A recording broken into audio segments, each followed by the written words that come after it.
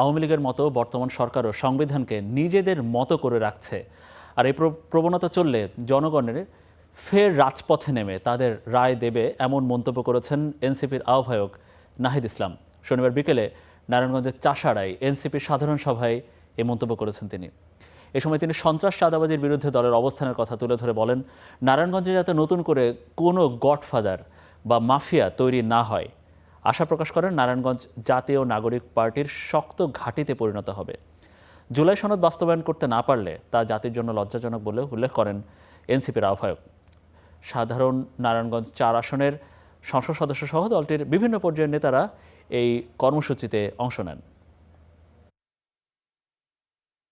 সংবিধান সংস্কার পরিষদ হওয়ার কথা, গণভোটের রায় বাস্তবায়ন হওয়ার কথা, কিন্তু সরকারি দল যারা আছে তারা গণরায় মানছে না।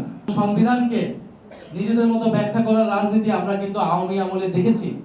আওয়ামী লীগ একইভাবে সংসদকে কব্জা করে সংবিধানকে দলীয়করণ করেছে, সংবিধানকে নিজেদের মতো ব্যাখ্যা করেছে। এই একই কাজ এখনকার যারা সরকার দল তাদের মধ্যেও আমরা এই প্রবণতা দেখতে পাচ্ছি। ফলে যদি সেই প্রবণতা তাদের মধ্যে থাকে, জনগণ তাদের রায় আবারও রাজপথে জানান দেবে।